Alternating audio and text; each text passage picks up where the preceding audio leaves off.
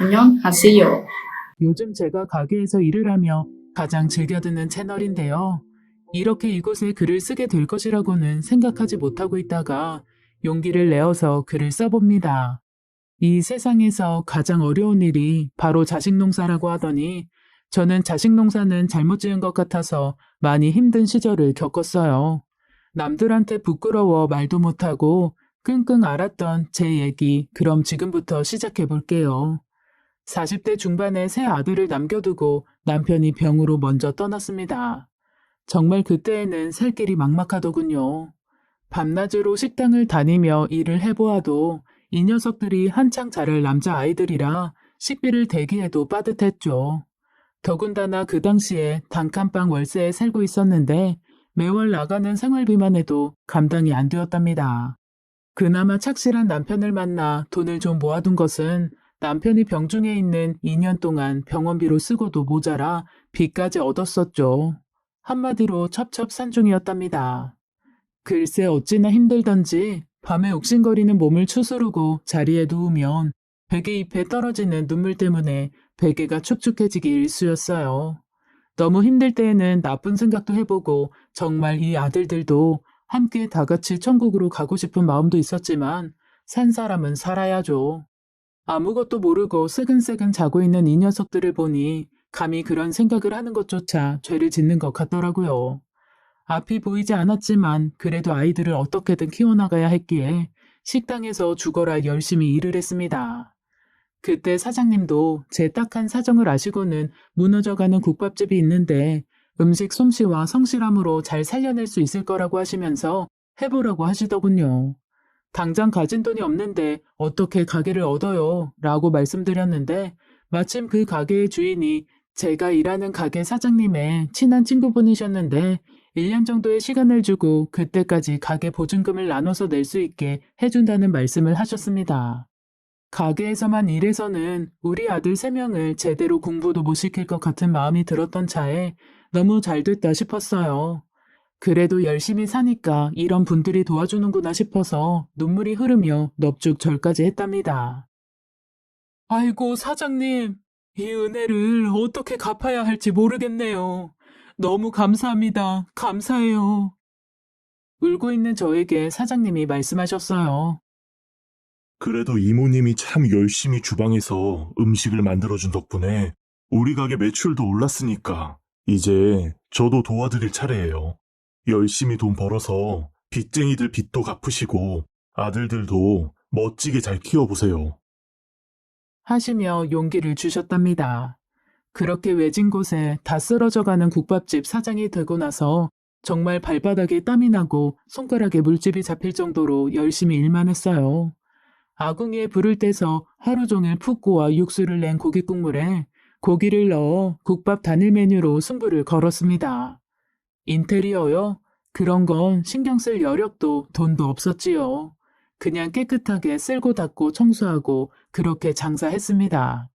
3일에 한 번씩 겉절이와 깍두기를 직접 담가서 항상 먹기 좋게 익은 상태가 되도록 최선을 다했고요.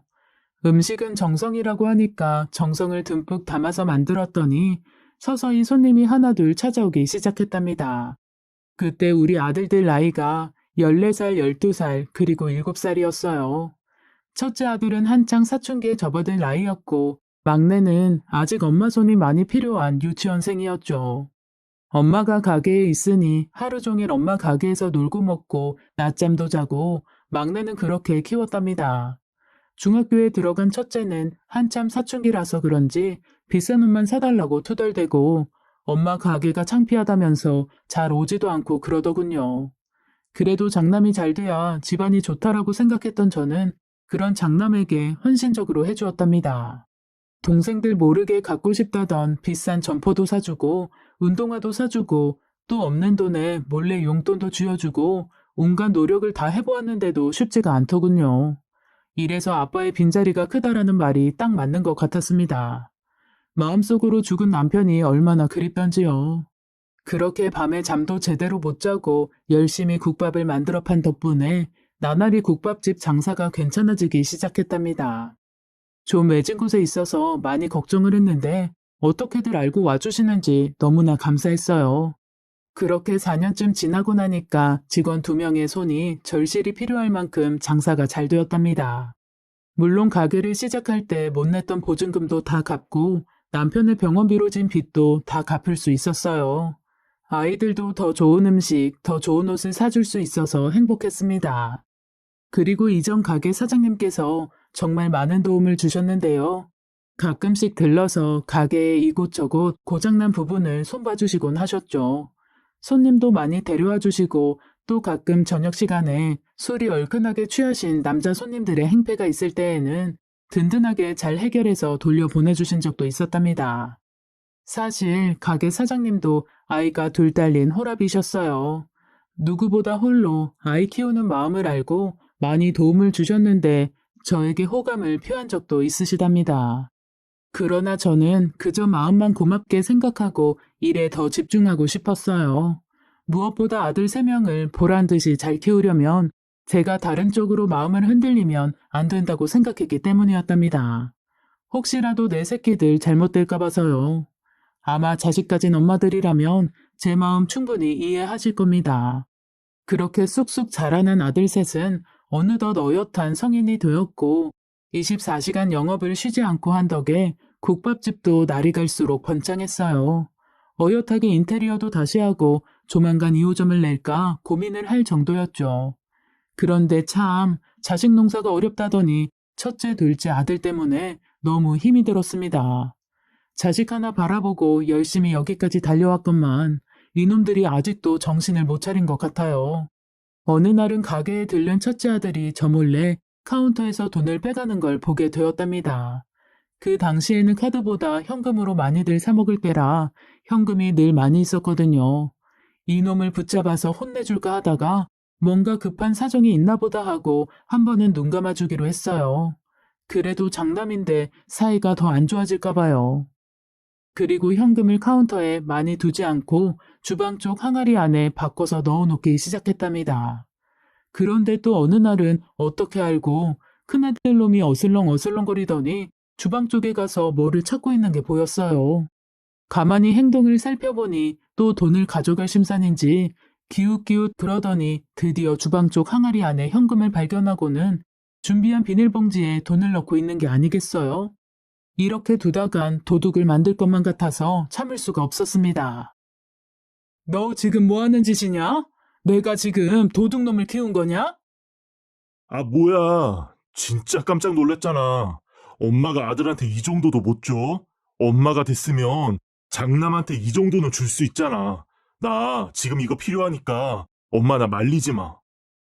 하면서 아주 당당하게 봉지에 현금을 담아 챙기더군요. 나가는 큰아들의 팔뚝을 잡아서 낚아챘습니다. 그랬더니 아들은 제 손을 확 뿌리치고 재빨리 뛰어나가 버리더군요. 그때 아들을 제대로 혼내고 차라리 경찰서에라도 보내는 거였는데 이제 와서 생각해보니 제대로 교육을 시키지 못한 제 잘못도 있는 것 같습니다. 한 번이 어렵지 2번, 3번은 쉽다고 멀어져가는 뒷모습에 어찌나 애가 타는지 내 속으로 낳은 내 자식이 저런 행동을 하면 화도 물론 나겠지만 슬프고 비참한 생각이 들더군요. 이후로도 큰아들과 둘째 아들은 호시탐탐 가게 카운터에만 관심이 많았습니다. 성인이 되어 열심히 일을 할 생각은 하지 않고 빈둥대며 놀러 다니는 것에만 관심이 많았죠. 다 성장한 아들들에게 그러면 안 된다고 타일러봤자 소용이 없더라고요. 카운터 근처에 얼씬도 못하도록 가게 개업 때부터 함께 일한 직원한테 전담으로 맡겼답니다. 그래도 남한테까지 그렇게 할까 싶어서요. 이 이모는 우리 가게에서 가장 오래되었고 이제는 서로 친자매처럼 가깝게 지내는 사람입니다. 그래도 국밥집에서 계속 끼고 지내던 셋째 아들 하나만큼은 정신이 똑바로 박혀 있었어요. 형들과 나이 차이가 있는데도 형 2명한테 이러면 안 되는 거라는 말도 하고 꽤 의젓하게 자라났죠. 막내 아들은 국밥집을 오픈할 때 도움을 주신 예전 사장님과도 아주 좋은 관계로 지내고 있답니다. 아들이 어렸을 때 아빠가 없어서 허전한 빈자리를 그 사장님께서 가끔씩 오셔서 본인의 아이들과 함께 몸으로 놀아주시곤 하셨거든요.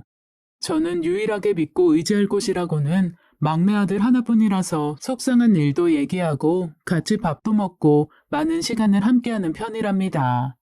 막내 아들은 일찍 철이 들어서 미안한 구석도 있었지만 자신과 비슷한 처지에 있는 성실한 여자와 연애를 하는 모습도 보기 좋더군요. 반면에 큰아들은 이른 나이에 결혼을 한번 실패하고 또 다른 여자와 동거를 하더니 이번에는 세 번째 여자와 결혼한다고 데리고 왔습니다. 술집에서 친구들과 놀면서 만났다고 하는데 짧은 미니스커트에 짙은 화장하며 특별한 직업 없이 빈둥대는 것이 꼭 큰아들과 비슷했어요. 안녕하세요, 어머님. 껌을 짝짝 소리나게 씹으면서 제게 인사를 건넸습니다. 그래요, 반가워요. 일단 좀 앉아요. 내 식당에 왔으니까 국밥 한 그릇 맛있게 해줄게요. 아, 근데 저 국밥 싫어하는데 혹시 다른 거 없어요? 돈가스 같은 거요. 없으면 차라리 라면이나 끓여주세요. 근데 오빠, 나 앞으로 국밥집 물려받으면 큰일이다. 냄새도 맡기 싫어서 어떻게 장사를 하지? 역시나 첫인상은 어디 가지 않나 봅니다. 아주 생각했던 그대로 행동을 하네요. 웬만해서 처음 뵙는 남자친구의 부모님한테 그런 말을 하기는 쉽지 않은데 어린 것이 참 당돌하다는 생각이 들었어요. 큰아들은 두 번의 실패가 있었기에 이번만은 좀 참하고 집안을 잘 이끌어 나갈 여자이면 좋겠다라는 생각이 들었는데 마음이 안타까웠답니다. 옆에 큰아들도 있고 해서 주방 이모한테 부탁해서 라면을 끓여 내어왔지요. 한 이틀은 굶고 온 건지 또 어쩜 그리 호로록 하면서 잘 먹는지 그래도 먹는 건 잘 먹어서 그나마 괜찮더라고요. 라면을 거의 다 먹었길래 잠시 대화를 하고 싶어졌습니다. 맛 괜찮았어요? 아가씨는 무슨 일 하는지 물어봐도 돼요? 저요? 옷가게에서 잠깐 일했다가 지금은 관뒀어요. 오빠가 곧 식당 물려받을 거라서 같이 일해야 되잖아요. 식당? 이 식당은 아직 물려줄 생각이 없는데 어쩌나? 아, 그게 있잖아. 나랑 이따 다시 얘기하자. 제가 식당을 물려줄 생각이 없다고 하자 당황한 큰아들이 말을 돌리면서 황급히 인사를 하고 자리를 떠났답니다. 제가 이럴 줄 알았어요. 둘 다 빈둥대며 노는데 어떻게 앞으로 가정을 꾸린다는 건지 모르겠네요. 그나마 제가 돈을 벌게 되면서 크진 않지만 제 명의로 된 집을 각각 아들 앞으로 하나씩 마련해 준 거, 그거 딸랑 하나 있는데 걱정이 태산입니다. 그렇게 큰아들은 그 여자와 함께 식도 올리지 않은 채 또다시 동거를 시작하게 되었고 자신의 힘으로 뭐든 일을 하지 않으려는 생각 때문에 수입도 없이 국밥집에만 어슬렁어슬렁 거렸어요. 그 모습이 얼마나 꼴보기가 싫은지 하루는 제가 큰아들을 조용히 불러서 얘기를 했죠. 아들아, 이 국밥집에서 돈을 벌고 싶으면 제대로 일을 배워서 월급 받을 생각을 해. 그럼 내가 너를 한 명의 직원으로 생각해서 제 날짜에 월급 줄게. 일도 안 하면서 기웃거리기만 하고 카운터만 지키려고 하지 말고. 엄마는 내가 무슨 식당 일이나 하려고 온 줄 알아? 큰아들한테 이렇게 매몰차게 할 거야? 엄마 어차피 이거 나한테 물려줄 거니까 내가 미리 운영하는 것만 배우는 거지. 하면서 마치 이 국밥집을 당연히 자신한테 조만간 물려줄 것처럼 생각을 하고 있더라고요. 여기 주방에서 국밥 끓이는 것부터 제대로 배워서 일하지 않으면 절대로 물려줄 생각도 없다고 나중에 너무 늙어서 힘이 들면 그때 팔아버릴 거라는 얘기까지 해버렸답니다. 일부러 매몰차게 말을 하지 않으면 이놈이 정신을 차리지 못할 것 같아서요. 한편으로는 제가 너무 아이들을 일찍 떼어놓고 장사를 시작해서 그런가 하는 생각도 든답니다. 안녕하세요. 큰아들은 학교 다닐 때부터 정학도 받고 물건도 훔치고 아무튼 사고 뭉치였어요. 이럴 때 든든한 아빠의 그늘이라도 있었다면 이러진 않았을 텐데 참 제 가슴이 썩어 문드러지네요. 자식 가진 부모들은 제 마음 이해할 거라고 생각합니다. 속 썩이는 망나니 자식을 키우는 부모 마음은 찢어진다는 것을요. 그렇게 세월이 흘러 큰아들과 둘째 아들 그리고 막내까지 이른 나이에 제 짝을 만나 다 결혼을 시켜버리니 이제는 좀 마음의 짐을 덜겠구나 생각했습니다. 그리고 며칠을 고민한 끝에 자식들을 모두 모아두고 선전포고를 했죠. 이제 모두 가정을 꾸렸으니까 각자의 삶을 꾸려나갔으면 한다. 그리고 만약 내 가게에서 일을 하고 싶으면 정식으로 주방 홀서빙으로 일 배우면서 열심히 다른 직원들하고 똑같이 일하고 똑같이 벌어가야 한다. 엄마 이제 더 이상 너희들 돈 대주지 않을 거니까 알아서들 해. 아, 엄마, 이건 너무하잖아. 어떻게 자식들한테 그런 일을 시켜? 그건 아니잖아. 그런 일이라니? 여기 식당에서 일하는 사람들을 봐라. 다들 열심히 하는 일이야. 정신 똑바로 차려. 둘째 아들의 말도 안 되는 땡깡에도 아랑곳하지 않고 그 자리를 박차고 일어났습니다. 이렇게 하다가는 이 가게뿐만 아니라 내 자식들의 앞날도 망칠 것 같다는 생각에 마음을 굳게 먹지 않으면 안 되었거든요. 다음날 막내 아들 부부가 찾아와서 지금 다니는 회사 일을 그만두고 본격적으로 식당 일을 배워서 10년 후에 자신들만의 국밥집을 차리고 싶다고 진지하게 말을 했답니다. 부부 모두가 주방 바닥일부터 시작하고 새벽 시장에 나가서 물건을 떼어오는 일도 배우고 싶다고 하면서 말이에요. 국밥집의 깍두기와 겉절이는 생명이라서 일정 기간을 두고 제가 매번 직접 담그는데 무엇보다 중요한 건 신선한 재료라서 제가 아직도 고집하는 것이 직접 새벽 시장에 다니는 일이랍니다. 힘을 붙일 법도 하지만 오히려 이른 새벽부터 시장에서 열심히 일하는 모습을 보면 오히려 사람들의 그 모습이 저에게 힘을 솟구치게 만들거든요. 막내 아들은 학창 시절에도 학교 한번 빠지지 않고 성실하게 다녔던 터라 믿고 맡길 수 있겠다는 생각을 했습니다. 그렇게 막내 아들네 부부는 회사를 그만두고 본격적으로 주방에서 일을 배우기 시작했어요. 그에 반해 첫째와 둘째 아들들은 어떻게 하면 제 기분을 좋게 해서 돈을 빼낼까 이런 궁리만 하고 있는 게 빤히 보였답니다. 손에 물 한 방울이라고 묻혀보지도 않은 둘째 며느리가 어느 날 커다란 명품 쇼핑백을 들고 가게로 찾아왔더군요.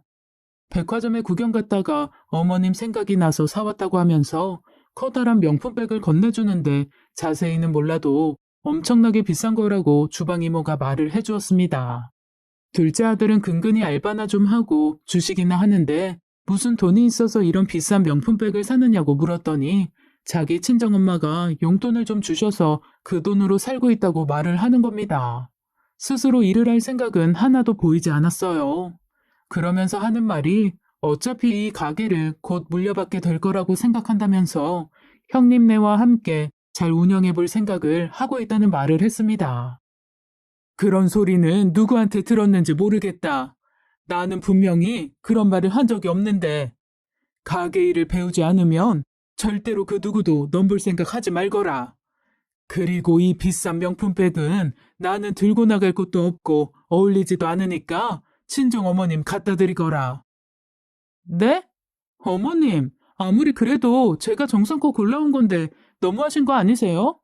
왜 도련님네만 예뻐하시고 큰아들 둘째 아들들은 못 잡아먹어서 안달이세요? 하면서 식탁 위에 있던 백을 낚아채듯 가지고 확 나가버리는 며느리의 뒷모습을 보고 너무나 황당해서 할 말을 잃었습니다. 글쎄, 이 가게 하나가 뭐라고 이러는지 모르겠네요.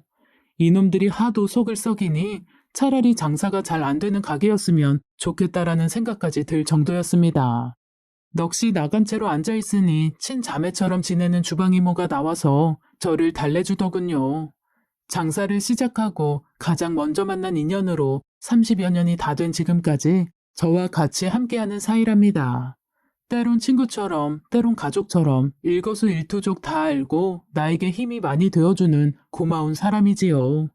그렇게 저녁에 일을 마치고 주방 이모와 술을 한 잔 기울이는데 복통이 너무 심해서 병원에 입원을 하게 되었답니다. 검사 결과 맹장이 터졌다고 수술 후 며칠간 입원을 해야 한다고 하더라고요. 하는 수 없이 가게를 주방 이모와 셋째 아들 부부에게 맡겨놓고 병원에 있게 되었답니다. 몇십 년 동안 이렇게도 오랜 기간이나 가게를 비워둔 적은 없었는데 하늘도 좀 쉬라고 주신 휴식 시간이라고 생각하고 정말 푹 쉬었어요. 그런데 자식들이라는 것들이 어째 며칠간 얼굴 한 번을 내비치지 않는 겁니다. 전화로 안부만 묻고 별일 없다고만 말하는 막내 아들의 시큰둥한 목소리, 너무나 걱정이 되어서 가게 이모한테 전화를 해서 솔직하게 얘기를 좀 해보라고 말을 했어요. 그랬더니 그날 밤 가게 일을 마치고 병원으로 찾아왔습니다. 그러면서 첫째, 둘째 아들네가 찾아와서 며칠 동안 카운터만 붙잡고 있다고 하면서 자기 마음대로 친구들을 데려와서 술판을 벌이면서 메뉴에도 없는 다른 음식들을 해오라고 시키더라는 거예요. 돈도 안 내고 말입니다. 참다 못한 막내 아들이 주방에서 나가서 형들한테 얘기를 했는데 형 2명이서 대든다고 하면서 막내 아들한테 손찌검까지 했다고 하더군요. 더욱 기가 막힌 것은 어디서 부동산업자를 데리고 와서 이 국밥집에 대한 권리금 시세도 알아보고 등기부 등본까지 싹 떼어서 서류를 가지고 있다는 말까지 들었답니다. 언니가 이렇게 수술하고 아파서 병원에 있는데 얘기를 할 수가 있어야지. 큰아들놈한테 내가 뭐라고 했더니만 나를 밀쳐버리면서 잘라버린다느니 내일부터 나오지 말라느니 얼마나 면박을 주는지. 흐느껴 울면서 말을 하는 것을 보니 이거 보통 일이 아니라는 생각이 들었어요. 제가 없는 단 며칠 사이에 이런 일이 벌어지다니 정말 상상도 못했습니다. 당장에 큰아들과 작은아들한테 전화를 걸었지만 전화를 받지 않더군요. 그래서 가깝게 지내는 이전 가게 사장님께 전화를 걸어 가게에 좀 가봐달라는 부탁을 드렸어요. 아무래도 남자이고 우리 아들들을 어렸을 때부터 많이 봐오신 분이니까 무언가 답답한 마음이 해결될 것이라는 생각이 들었죠. 지금 기댈 곳이라고는 아무것도 없었으니까요. 사장님은 알겠다고 하시며 가게로 가보았는데 가게에는 온갖 물건들이 어질러져 있고 술병이 나뒹굴어 있더랍니다. 한바탕 형제끼리 싸움이 벌어진 것 같다고 하셨어요. 놀란 주방 직원이 경찰에 전화를 해서 경찰까지 출동을 한 상태라고 하는데 얼마나 한숨이 나오는지. 이렇게 놔두다가는 큰일이 나겠다 싶어서 다음날 날이 밝자마자 퇴원을 해서 가게로 갔습니다. 가게 물건들은 어질러져 있었고 막내 아들네 부부가 깨진 술병이랑 그릇들을 치우고 있더군요. 제 얼굴을 보자마자 왈칵 눈물을 쏟으면서 흐느껴 우는데 어찌나 안쓰럽던지 저도 함께 눈물이 흘렀답니다. 같은 뱃속에서 나온 형제들인데 어쩜 이렇게까지 다른 것인지 한심하더군요. 때마침 큰아들네 부부가 가게를 찾아왔습니다. 저를 보자마자 한다는 말이 엄마, 이 가게 땅은 언제 산 거야? 등기부 등본 보고 깜짝 놀랐잖아. 말도 없이 언제 이렇게 돈을 모으셨대? 이놈아, 엄마가 병원에서 왔으면 건강 걱정을 해야지. 이 땅이 먼저냐? 하면서 큰아들의 등짝을 세게 때렸습니다. 옆에 있는 철딱선이 없는 큰 며느리는 어머님, 왜 때리세요? 다 큰아들을요. 어머님은 맨날 막내 아들네만 예뻐하시더라. 말도 안 되는 말을 하는 두 인간을 가만히 두고 보자니 열불이 터지더라고요. 힘이 하나도 없었지만 그 말을 들으니 어디서 그런 힘이 솟았는지 주방에 들어가서 국물을 우려내려고 놔둔 고기 잡뼈 몇 개를 들고 와서 큰아들네 부부한테 던져버렸습니다. 아! 이게 뭐예요? 아, 들어! 이걸 왜 던져요? 이 뼈다귀들로 국밥 만들어서 너네 키웠다. 이게 더러워? 이게 더러워? 어디 얼마나 더러운지 한번 맛볼래? 하면서 주방으로 달려가 뼈다귀를 왕창 가져와서 던졌더니 화들짝 놀라면서 가게 밖으로 나가더라고요. 가게 앞에 서서는 엄마 어디 다른 데 아픈 거 아니냐면서 저를 노망난 노인네 취급을 하는데 과관도 아니었습니다. 가게 들어오면 또 뼈다귀 폭탄 맞을 줄 알라고 하고 큰아들네 부부를 일단 보냈어요. 그리고 좀 정신을 차리고 나서 가게를 치우고 있는 막내 아들네 부부를 도와 함께 가게 안을 정리했습니다. 여태까지 일구어 놓은 내 소중한 일터가 이렇게 자식들한테 돈으로밖에 보이지 않는다는 것이 너무나 슬펐어요. 하지만 현실을 직시하고 얼른 무언가 대책을 내놓아야겠다는 생각에 억지로 죽도 먹고 기운을 차리기 시작했습니다. 늙은 것도 서러운데 힘들게 벌어서 키운 자식들이 이러니까 정말 세상 앞이 캄캄했습니다. 그리고 나 자신을 지킬 수 있는 것은 오로지 나 자신뿐이라는 생각밖에 들지 않으니까 그때부터는 눈물도 안 나오고 더욱 사람이 강해지게 되더군요. 큰아들과 둘째 아들네를 어떻게 하면 정신을 차리게 하고 가게를 넘볼 생각을 하지 않을까 하며 고민하던 끝에 돈으로 욕심을 내는 것들이니까 돈으로 혼을 내줘야겠다는 생각이 들었습니다. 여태까지 자식이니까 눈 감아주고 용서해주며 내 모든 걸 아끼지 않고 지원해 주었던 것을 다시 다 틀어막을 생각이에요. 우선 가장 먼저 부동산에 전화를 걸어 큰 아들네와 작은 아들네 집을 매매와 전세 모두 내놓는다고 했습니다. 그래도 아들들 번듯하게 집 하나 있어야겠다는 생각에 제 명의로 사놓은 집에서 살고 있었거든요. 국밥집이 잘 되기 시작하면서 가장 먼저 한 일이 바로 자식들 집을 하나씩 구해주겠다고 생각한 거였어요. 그리고 이때 지인분께서 자식들 명의로 해주지 말고 꼭 제 명의로 하는 것이 나중에 자식들이 얕보지 않는다고 하셨는데 그 말을 들은 걸 천만다행이라는 생각이 드네요. 며칠 뒤 큰아들한테서 전화가 왔습니다. 부동산에서 집을 보러 왔다면서 이게 도대체 어떻게 된 일이냐고 하면서요. 어떻게 된 일이긴 내가 집 내놨다. 네가 엄마 알기를 우습게 알고 돈이나 대주는 사람쯤으로 무시하니까 엄마가 어떤 사람인지 확실하게 알게 해주마. 오갈 데 없을 텐데 지금부터 막노동이라도 해서 돈 모아놓는 게 좋을걸? 아, 진짜, 엄마 진짜 정신 나갔어? 왜 이래요? 다급해진 아들의 목소리를 뒤로 한 채 전화를 끊어버렸습니다. 연이어 둘째 아들한테도 전화가 왔는데 뭔가 잘못된 것 같다고 하면서 저보고 혹시 치매 증상이 있는 거 아니냐고 묻더라고요. 그래서 대답해 주었습니다. 내 평생 지금이 가장 온전한 정신인 것 같다고요. 그렇게 두 아들의 집을 내놓고 특별한 직업도 없는 아들들의 행동을 지켜보기로 했습니다. 역시나 예상대로 그 다음날 가게로 찾아왔더군요. 며느리들까지 대동해 와서는 맛있는 음식이랑 꽃을 사들고 와서 제 기분을 풀어주려고 했답니다. 어찌나 꼴배기가 싫은지 사온 꽃다발을 바닥에 내팽개치면서 이 돈 모아서 원룸 월세라도 보태라 하고 매몰차게 얘기했네요. 그리고 막내 동생과 여기 이모님한테 당장 사과하라고 큰 소리를 쳤습니다. 그랬더니 아직은 여유가 있는지 하라는 사과는 안 하고 저보고 막내 아들만 편애한다면서 오히려 화를 내더군요. 자기들이 일하러 왔을 때는 거들떠보지도 않다가 막내 아들 부부만 정식 직원으로 받아주었다고 말입니다. 열심히 일하지도 않으면서 카운터만 기웃대다가 돈을 꺼내가는 게 일하러 온 사람 맞냐고 하면서 그때 절도죄로 경찰에 신고 못한 것이 한이다라는 말을 했습니다. 두 아들과 며느리는 황당하다는 표정을 지으면서 제가 어디 아픈 것쯤으로 생각하고 있더라고요. 그리고 며칠 지나면 모든 것이 다 원래 자리로 돌아갈 것이라는 생각도 한 모양이었습니다. 하지만 여기서 끝이 아니죠. 이번에는 가게 사업자 명의로 빌린 렌터카 업체에 연락을 했습니다. 세 아들 녀석이 타고 있는 자동차 모두가 가게 명의로 된 렌터카였거든요. 마침 기간이 2개월 정도 남아있길래 이번 할부를 끝으로 반납한다고 말을 했습니다. 시세보다 저렴하게 내놓아서인지 눈 깜짝할 사이 전세로 방을 계약한다는 사람이 있어서 눈 딱 감고 계약서에 도장을 찍었고 3개월 후에 이사를 하는 걸로 마무리를 했네요. 그리고 계약서를 자식들한테 보내줬습니다. 계약서를 보자마자 한 걸음에 달려온 아들놈들은 화도 내보고 제 기분을 달래주기도 해봤지만 꼼짝하지 않는 저를 보더니 슬슬 사태의 심각성을 느끼는 듯 하더군요.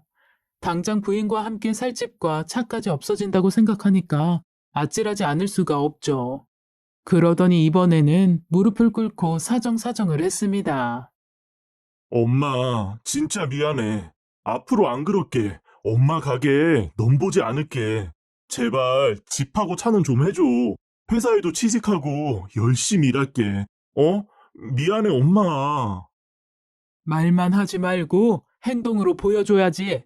내가 니들 말에 한두 번 속니? 제대로 하는 거 보고 결정할 거니까 그렇게 알아라.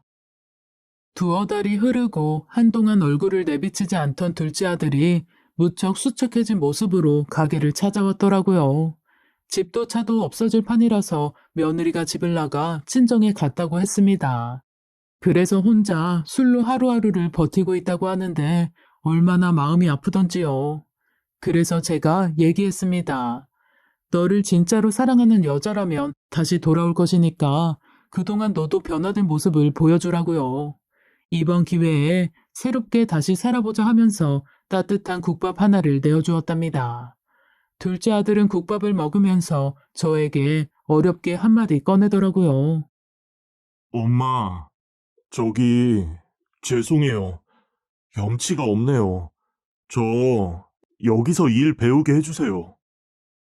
집도 차도 뺏긴 둘째 아들은 일단 가게에 딸린 방에서 지내면서 가게 일을 배우기 시작했습니다. 이제 주방 일을 제법 잘하는 동생한테 팔을 써는 일부터 고기 국물을 우려내는 법까지 말이에요. 어쩐 일인지 며칠 후에는 동생네 부부가 나가는 새벽 시장까지 따라 나선다고 하더군요. 지난 일은 다 잊고 동생도 형에게 열심히 알려주는 모습을 보니 내심 뿌듯했습니다. 이제 큰아들만 정신 차리면 되는데요. 큰아들네 부부는 집이 빠지고 나서도 가게에 오지도 않고 원룸을 얻어서 사는 것 같더라고요. 유일하게 둘째 동생하고만 연락하며 지내는데 자기 아빠를 닮아 고집이 있어서인지 절대로 이 국밥집에 안 들어온다고 했답니다. 하지만 어디 가서 막상 일을 오랫동안 해본 적도 없는데 오래 버틸 수가 있겠어요? 남의 오토바이 빌려서 배달하는 일을 하다가 그만 교통사고가 나서 병원에 입원을 하고 말았죠. 자식이 뭔지 사고 소식을 듣고 한 걸음에 달려가서 큰아들을 붙잡고 울었습니다. 엄마, 여긴 어떻게 알았어? 하면서 저를 보더니 애써 고개를 돌리더군요. 그러게 정신 차리고 엄마한테 와서 일이나 배울 것이지 뭐 한다고 오토바이를 타냐?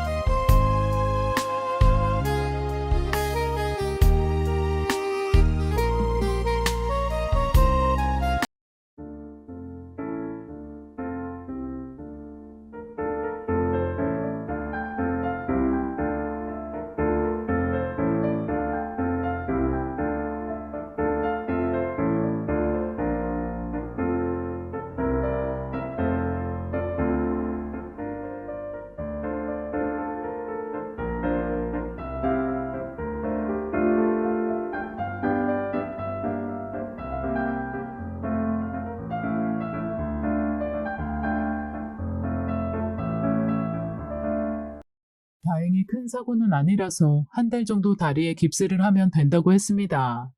그렇게 병원에서 퇴원을 하고 큰 며느리와 가게로 찾아왔더군요. 가게 앞에서 서성대는 큰 아들네 부부를 보고 밥 먹으러 들어오라고 손짓을 했습니다. 말없이 들어와서 국밥을 허겁지겁 먹는 모습을 보니 마음이 아련하더라고요. 그리고 이렇게 온 가족이 모여서 다 같이 밥을 먹는 것이 얼마나 오랜만인지 모르겠습니다. 근데 웬일로 국밥은 손도 안 대던 큰며느리도 밥을 척 말아서 깍두기를 올려 한 그릇을 뚝딱 비우는 거예요. 얼굴도 좋아진 것이 살기 편한가 보다 했더니만 글쎄 뱃속에 아이를 가졌지 뭐예요. 벌써 임신 5개월 차인데 입덧이 끝나고 엄청 잘 먹는다고 하면서 예전에는 냄새도 맡기 싫던 국밥이 왜 이렇게 먹고 싶은지 모르겠다는 말을 하는데 절로 미소가 지어졌습니다. 이제 진짜 할머니가 되는구나 싶어서 저도 모르게 입가에 미소를 감출 수가 없었어요. 글쎄요, 어머님, 얼마나 이게 먹고 싶은지 꿈에서까지 나올 지경이었다니까요. 너무 맛있어요. 철없는 큰며느리가 이럴 때는 또 귀엽게 느껴졌습니다. 그래, 많이 먹어라. 내가 이번 국밥값은 공짜로 줄게. 아이, 어머님, 너무해요. 참으로 오랜만에 웃어보는 것 같았네요. 그렇게 세 형제는 하나의 울타리 안에서 같이 일을 배우는 진정한 가족이 되어가고 있었습니다. 미안하다는 말은 더 이상 하지 않았지만 그렇게 핏줄이 모든 것을 용서해 주었어요. 아직은 서툴지만 그래도 열심히 일을 하려고 하는 모습을 보니까 마음이 뿌듯했답니다. 하지만 방심하면 안 되겠죠? 완전하게 정신을 차릴 때까지 아주 고되게 훈련을 시킬 예정이랍니다. 제가 물려줄 건 국밥집이 아니라 올바른 정신 상태라는 것을 깨달았거든요. 생각해보니까 어렵게 키운 학창시절 때문에 제가 어느 정도 가게가 안정이 되니까 원하는 것을 다 해주었던 것 같습니다. 차도 뽑아주고 각자 집도 마련해주고 또 넉넉하게 용돈도 쥐어주고요. 아이들 아빠 없이 뜯어진 운동화를 신고 다니던 모습이 너무나 딱해서 풍족하게 해주고 싶었답니다. 그런데 오히려 그런 제 마음 때문에 자식들이 망가진 것 같네요. 이게 다 제 잘못입니다. 살면서 가장 어려운 것이 바로 자식 농사라고 하는데 이제껏 잘 못했다면 앞으로라도 다시 갈아엎어서 농사 한번 잘 지어보려고요.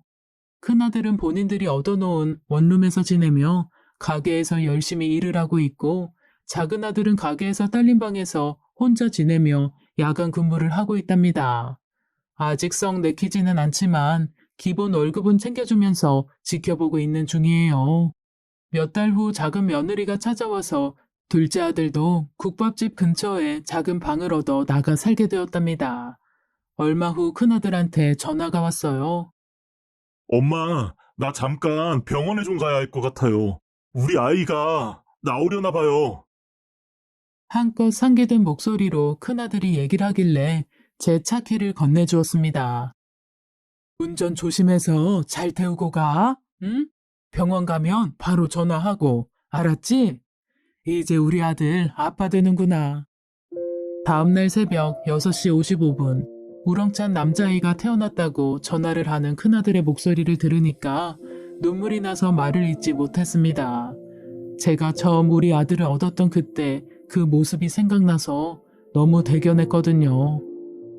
여보, 나 잘하고 있죠? 하늘에서 보고 있다면 나중에 나 만나서 칭찬 좀 해줘요. 당신 몫까지 내가 다 했으니까 꼭 칭찬 많이 해줘야 돼요. 이제 우리 진짜 할머니 할아버지가 됐네요.